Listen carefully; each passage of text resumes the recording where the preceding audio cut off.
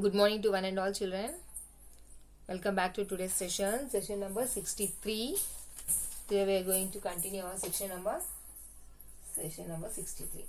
And we have learned about the floral parts of a flower, types of pistils.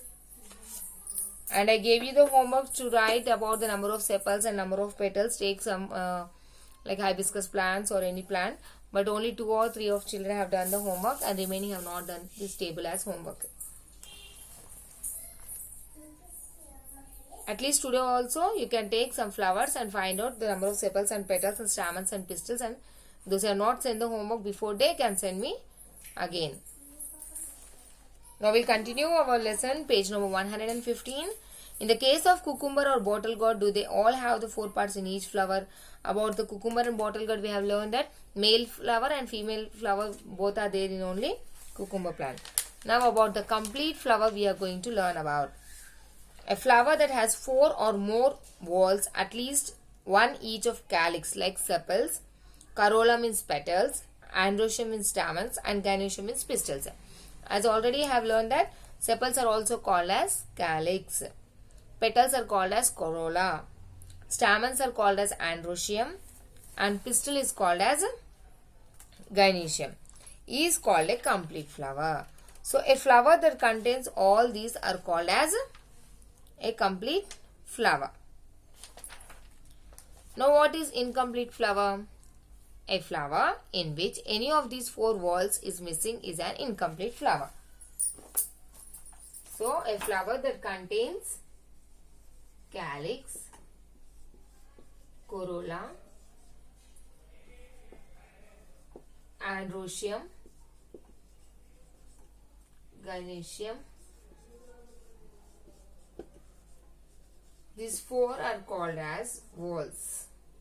WHORLS. A flower that contains all these 4 whorls is called as a complete flower.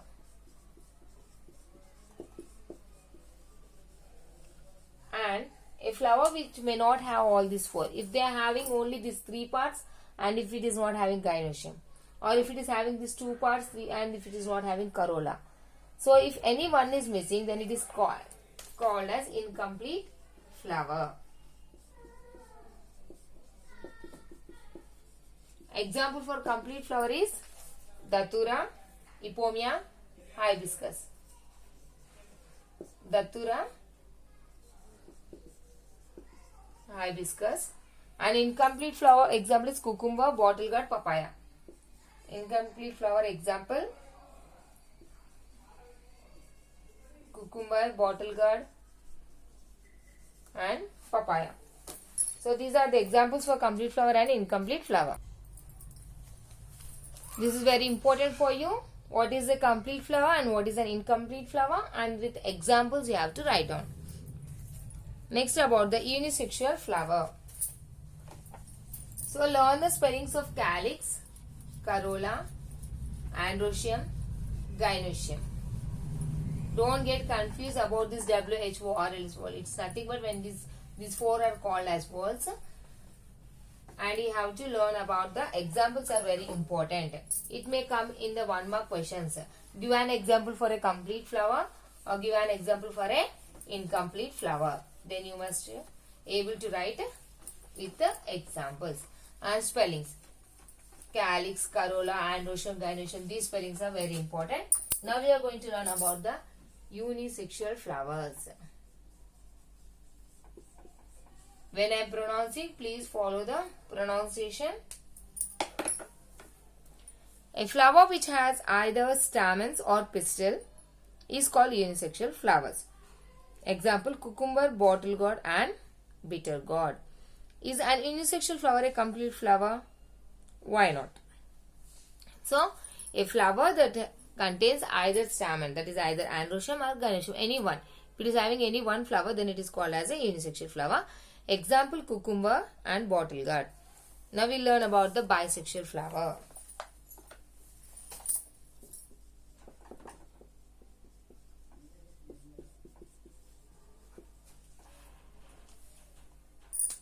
A flower that has both stamens and pistils, that is both androecium and gynoecium.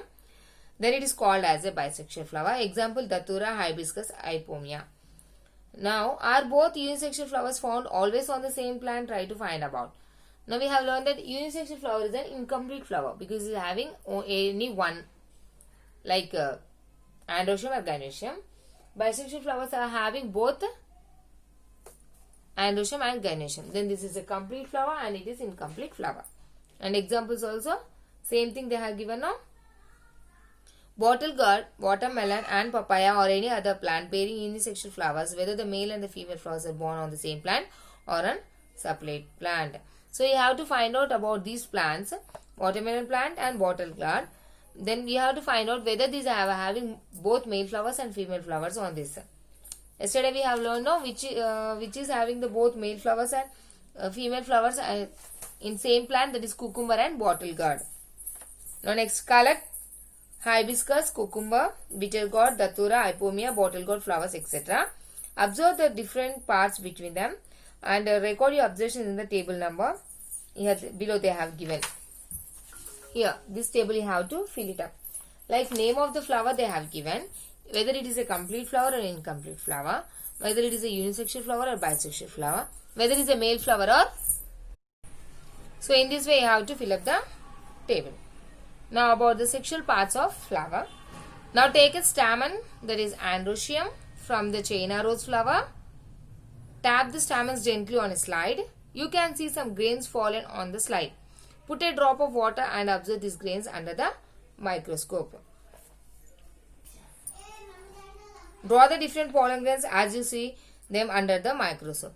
So yesterday I have shown you know, these are the pollen grains of hibiscus plant. China rose means hibiscus plant. Now when you take that one, just take a paper and make it to fall on the paper. Then add some water. Then when you observe it under the microscope, you can see the different structures. Take a pistil of datura flower as it is big enough to observe the internal parts. Cut the section of ovary of pistil as shown in the figure number 8a and 8b. So this is the ovary of datura plant. In other plants, it's very small when compared to the datura plant. So in datura plant, it is like big and you can have a transaction.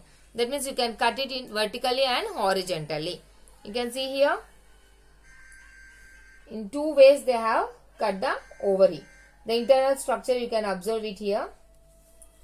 So with the help of hand lens, study the internal parts. What do you see? Some small ball-like structures called ovules can be seen arranged in different chambers. So this is the inside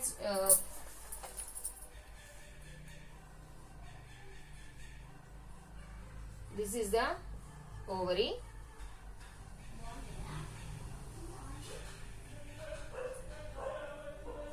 This is the outer structure of the ovary. When you cut it, you can see ovules. In this way you can see the ovules.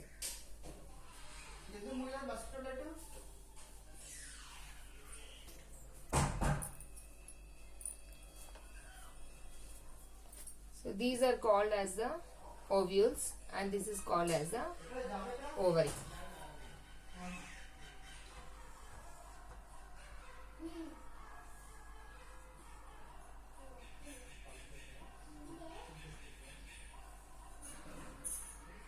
These are also ovules. This is LS section and this is TS section. So after listening the class, once again you watch the video and go through the textbook and find out what are the ovules and what is the ovary. Now take pistils of other flowers as well one by one and cut the ovary of them and observe. Draw the diagram of the section of the ovary that you have observed. So all ovaries are not in the same size and same shape. So it will be different according to the flowers that you have to observe. Whenever you are getting free time, just take the ovary of other flowers also. Then have a TS and LS section. Then observe what is shape of the ovules in the flowers. Now flower path to fruit. Collect a pistil and fruit from datura plant. Cut the transverse section of both ovary and pistil and fruit. Observe the internal structure of both the section.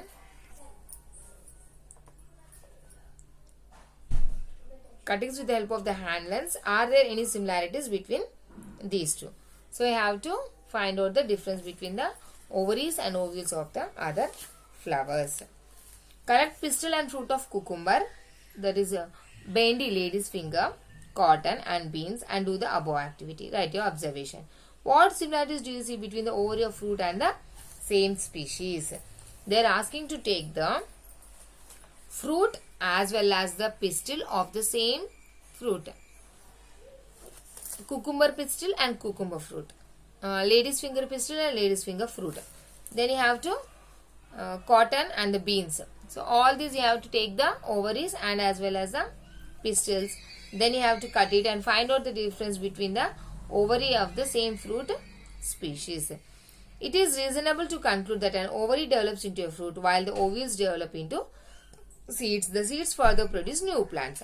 So when you compare the differences between all these, you'll get a conclusion that always the ovary develops into a fruit. This ovary will develop into a fruit and these ovules will develop into seeds. These ovules will develop into seeds and ovary will develop into a fruit. For this you have to collect and you have to find the difference. So this is an important point. Remember children, ovary will always develop into a fruit and ovules will develop into seeds. Ovary into fruit and ovules into seeds. So today we'll stop up to here. Tomorrow we'll learn about the remaining lesson. And your homework is to write the keywords of this lesson one time. Learn and write keywords one time. This is your homework. And try to fill this table now. Take 1 or 2 days time. Try to fill up this table. Then send me as homework also. And the children, those who have not written this table till now, many of the children has not sent me the homework, this table. You take time, but you also, the remaining children, those who have not sent me, has to fill this table and you have to send me. It may be in the next session also, no problem. Don't think that today homework has finished, so why to send this table? That's why today's homework I am giving you the keywords. It is there in the textbook. Immediately you can write and send me. And the tables will take little time now. So take your own time. Fill up it and send it me later on. This is all for today children. Go through the textbook once again. Look at the pictures and try to read the textbook. It's very important for you. Once and twice I am reminding you. This is all for today now. Thank you.